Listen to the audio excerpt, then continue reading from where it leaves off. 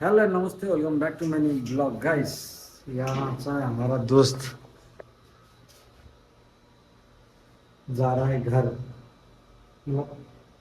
मुझे समझ पूरा माशाल्लाह ये भोलि घर जाँदैछ होइन त इजिप्ट हाँ माफी एमन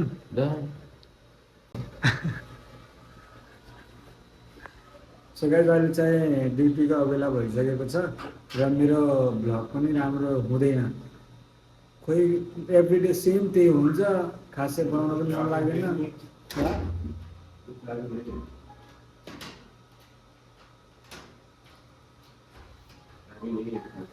नि सोको चाहिँ नि के गर्नु।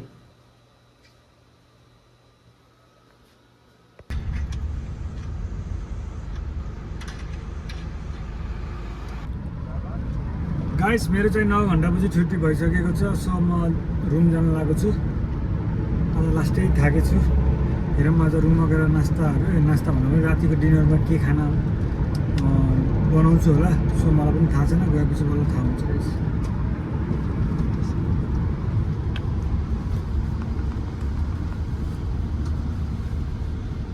सो गाइस ड्युटीबाट आउने बित्तिकै भिडियोहरू एडिट गरेर अपलोड गरिसकेको थिएँ। सो आधा घन्टा जति रेस्ट गरेँ अनि त्यसपछि बाहिर जान लागेको छु। बाहिर आएको छु बाहिर आएको छु। सो खानामा चाहिँ मैले आज राजमाको तरकारी र रोटी पकाउँछु होला।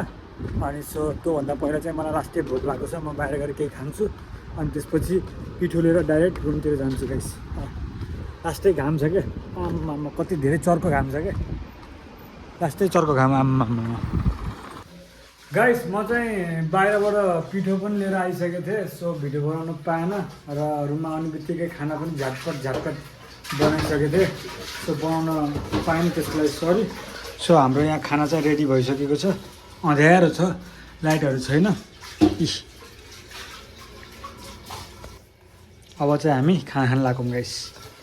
के गर्नु गाइस, परदेशको ठाउँ थोडा गाह्रो त भइहाल्छ नि। हो यसो हो ठिक छ।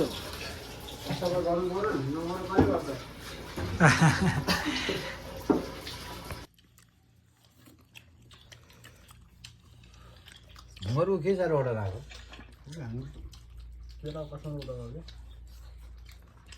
डेलिभरी पनि फ्री छ होला। त्यसो लाग्यो मलाई भन्दैछ कस्टमरले। खाइदिनु रोटी।